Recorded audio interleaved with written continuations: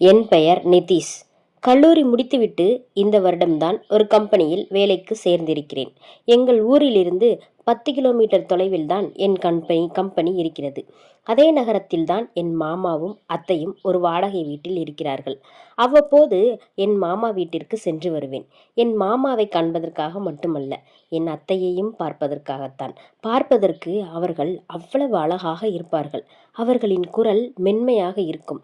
அவர்களுக்காகவே வாரம் இருமுறையாவது நான் அவர்கள் வீட்டுக்கு செல்வேன். அதுபோக எங்கள் வீட்டிலிருந்து ஏதாவது மாமாவுக்கு கொடுக்க வேண்டும் என்றால் என்னிடம் கொடுத்து விடுவார்கள். நானும் அதை கொடுக்கும் சாக்கில் என் அத்தையை ரசிப்பேன். அவர்கள் வீட்டில் வேலை செய்யும் போது அவர்களின் சில உடல் பாகங்கள் தெரியும். அது பார்ப்பதற்கு அவ்வளவு அழகாக இருக்கும். அதற்கும் ஒரு கொடுப்பனை வேண்டும். நமக்கு பாக்கியம் இல்லை என்ற ஏக்கம் எனக்கு வந்தது. ஆனால் என் மாமா ரொம்ப குடித்து வைத்தவர் என்ற சலிப்பும் ஒரு நாள் தோன்றியது. ஒரு நாள் வேலைக்கு போகும் வேளையில் மழை வந்தது. நான் நனைந்து விட்டேன். என் சட்டைகள் அனைத்தும் ஈரமானது. அப்படியே ஆபீஸுக்கு போக முடியாது என்று மாமா வீட்டிற்கு சென்றேன். அங்கே என் மாமா இல்லை, வேலைக்கு சென்று விட்டாராம். என் அத்தை மட்டும்தான். என்னடா இப்படி நனைந்திருக்க, உள்ள வா என்று என்னை கூப்பிட்டார். அந்த மழையில் நனைந்த குளிர்ந்த உடம்பின் மீது சூடான அத்தையின் கைப்பட்டவுடன் என் உடம்பெல்லாம் ஏதேதோ போல் தோன்றியது. அவையெல்லாம் இப்படி பார் நனைந்திருக்கிறாய், உட்காரு என்று சொல்லிவிட்டு தலையை துவட்டி விட்டார் என் சித்தி. இப்படியே நினைவாய், உடம்பு சரியில்லாமல் போனால் என்ன செய்வாய் என்று என் அத்தை சொல்லியபடியே என் தலையை உணர்த்திவிட்டார். அவர்கள் சொல்லிய ஏதும் என் காதில் ஏறவில்லை. அவரின் இடுப்பின் அசைவுகள் என்னை சுக்குநூறாக்கியது. என் கைகள் அதை பிடிக்க வேண்டுமே என்ற உணர்ச்சி வசப்பட்டது. நீ செய்வது தவறு என்றும் அவர்கள் உன் அத்தை என்றும் என்னை நானே கட்டுப்படுத்தி கொண்டேன். உன் மாமா சட்டை இருக்கிறது, அதை மாற்றிக்கொண்டு ஆபீஸுக்கு போ. உன் ட்ரெஸ்களை நான் காய வைத்து கொடுக்கிறேன் என்று சொல்லிவிட்டு அவரும் அனுப்பிவிட்டார்.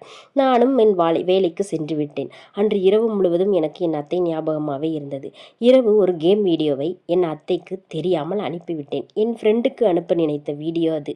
அவர்கள் நினைப்பாகவே இருந்ததுனால என் அத்தைக்கு அனுப்பிவிட்டேன். அது என் அத்தையும் உடனே பார்த்து விட்டதால் 2 ப்ளூ டிக் காண்பித்தது. அதிர்ச்சியாக டெலிட் பண்ணுவதற்குள் என் அத்தை பார்த்து விட்டார். ஆனாலும் டெலிட் பண்ணிவிட்டேன்.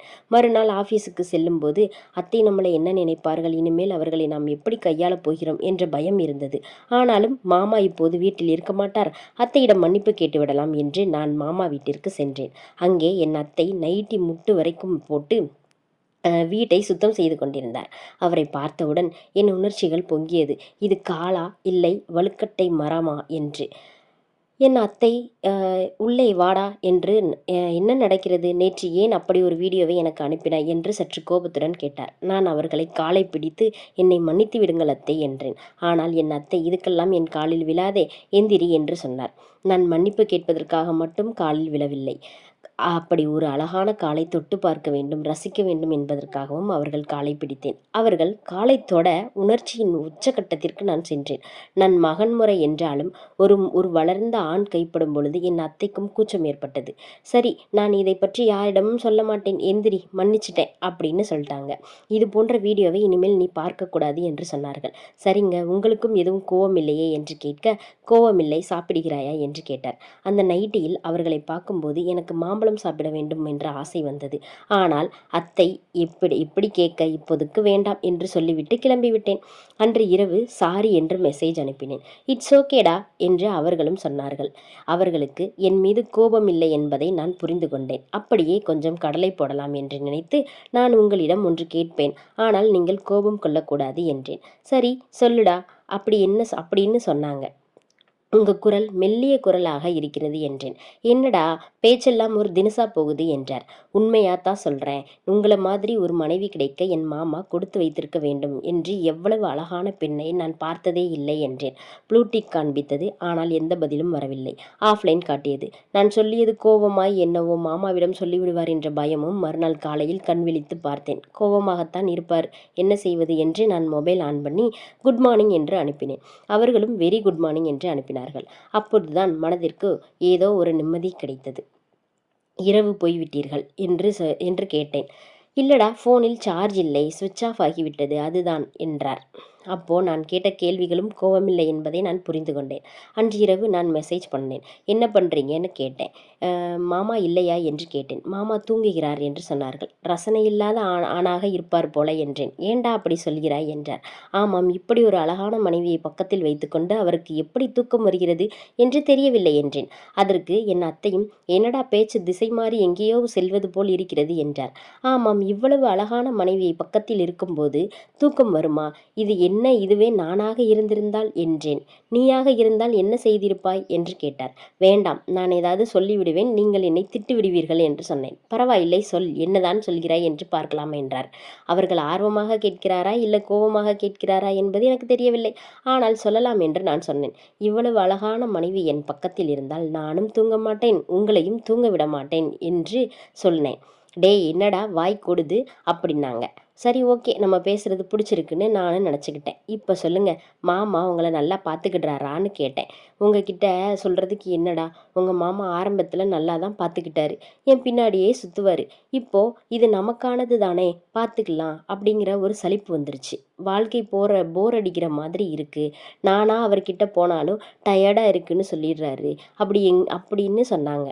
அவங்க சொன்னதுலேருந்து ஒரு விஷயம் எனக்கு நல்லா புரிஞ்சது. அவங்கக்கிட்ட இதை பற்றின விஷயங்களை பேசலாம், எந்த பிரச்சனையும் வராதுன்னு நான் தெரிஞ்சுக்கிட்டேன். நீங்கள் தப்பாக நினைக்கலன்னா நான் உங்களுக்கு ஒரு சில ஐடியா தர்றேன், நீங்கள் அதை ட்ரை பண்ணி பாருங்கள். அதுக்கப்புறம் மாமா வேலைக்கே போனாலும் உங்கள் நினப்பில் தான் இருப்பார், சீக்கிரமாக வீட்டுக்கு வந்துடுவார் பாருங்களேன் அப்படின்னு சொன்னேன். அத்தையும் ஆர்வமாக அப்படி என்னடா சொல்லு கேட்குறேன் அப்படின்னு சொன்னாங்க.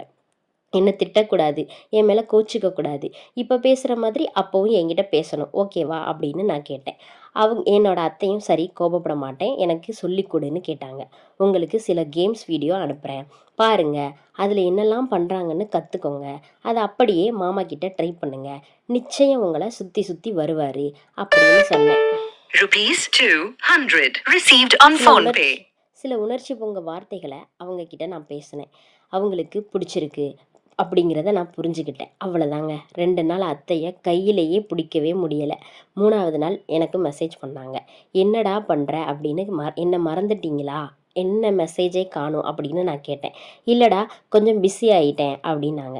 பிஸியா, என்ன வேலை அப்படின்னு நான் கேட்டேன். அவங்க அதெல்லாம் சொல்ல முடியுமா அப்படின்னாங்க. நான் வேணால் கால் பண்ணட்டுமான்னு கேட்குறதுக்குள்ளே அவங்க எனக்கு கால் பண்ணிட்டாங்க. உங்கள் மாமா என்கிட்ட நடந்துக்கிட்ட மாதிரியே இப்போவும் என்னை சுற்றி சுற்றி வர்றாரு. இப்போ நான் உனக்கு சந்தோஷமாக இருக்கேன், அதுக்கு நீ தான் காரணம், ரொம்ப தேங்க்ஸ்டான்னு சொன்னாங்க. ஓகே, நீங்கள் சந்தோஷமாக இருந்தால் எனக்கு அதுவே போதும். சரி, எனக்கு ஏதும் ட்ரீட் கிடையாதா அப்படின்னு நான் கேட்டேன்.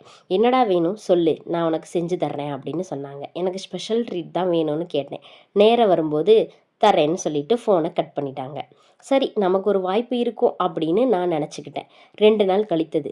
என் அத்தை ட்ரீட் கேட்டாய் அல்லவா, வீட்டுக்கு வா, தருகிறேன் என்று சொன்னார். நானும் வீட்டுக்கு சென்றேன். இத்தனை நாள் நான் அத்தையை பார்த்ததை விட அன்று அவர்கள் மிகவும் அழகாக இருந்தார்கள். மாமா இல்லையா என்று கேட்டேன். உன் மாமா வேலைக்காக வெளியூர் வரை சென்றிருக்கிறார்கள் என்றார். என் அத்தை உள்ளே வா என்று என்னை கையை பிடித்து அழைத்து சென்றார்கள். அங்கு உனக்கு ட்ரீட் தானே கேட்டாய், நான் உனக்கு விருந்தே வைக்கிறேன், என்ன வேண்டுமோ எடுத்துக்கொள் என்றார். எனக்காக நீங்கள் ஒளித்து வைத்திருக்கும் அந்த 2 மாம்பழம்தான் வேண்டும் என்றேன்.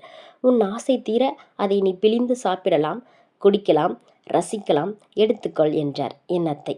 மாம்பழத்தை எவ்வளவு பிழிந்து சவைத்து சாப்பிட முடியுமோ அவ்வளவு சாப்பிட்டேன். மாம்பழத்தின் ருசி இவ்வளவு செம்மையாக இருக்கும் என்று நான் நினைக்கவே இல்லை. ஒவ்வொரு மாம்பழமும் என் உள்ளங்கை அளவை விட பெரிதாக இருந்தது. சுவைக்கும் சவைக்க சவைக்க ஆசை தோன்றியது. மாம்பழத்தில் சாறு இல்லாத அளவிற்கு அதை நான் பிழிந்து சுவைத்து நான் சாப்பிடும் மாம்பழத்தை அழகை பார்த்து என் அத்தை கண்கள் சொக்கியது. அடுத்து வடை வேண்டும் என்றேன். ஆனால் என் அத்தை, நீ வடையை அப்படியே சாப்பிடக்கூடாது என்றார். அப்ப என்ன செய்ய வேண்டும் என்று கேட்டேன். வடையின் நடுவே இருக்கும் ஓட்டைக்குள் உன் கையை கொடுத்து அதை ருசித்து சாப்பிடு என்றார். விரலைத்தானே உள்ளே கொடுக்க வேண்டும், செய்திடலாம் என்று என் விரலை வடையின் ஓட்டைக்குள் கொடுத்தேன். வடையில் அவ்வளவு ருசி இருக்குமா என்று அதுவரை நான் அறிந்ததே இல்லை. ஆனால் என் அத்தை கொடுத்த வடையில் அவ்வளவு ருசி இருந்தது. நான் சாப்பிட்டதில் எனக்கு சந்தோஷமோ இல்லையோ, என் சித்திக்கு அவ்வளவு சந்தோஷம். வடை தனியாய் சாப்பிட்டால் மட்டும் போதாது, சாதம் போட்டு சாப்பிடு என்றார். நான் வயிறார சாப்பிட்டு விட்டு வந்தேன். அவர்கள் கையால் சாப்பிட்ட பிறகு என் அம்மா ஞாபகம் வந்தது. அதன் பிறகு நான் அவர்களை தவறாக பார்ப்பதை தவறு என்று புரிந்து கொண்டேன். கடைசியில் நான் அவர்களுக்கு செய்த உதவிக்கு அவர்கள் செய்த நன்றிக்கடன் இந்த ட்ரீட் தான். இந்த ட்ரீட் உங்களுக்கும் பிடித்திருக்கிறதா என்பதை கமெண்ட் பண்ணுங்க.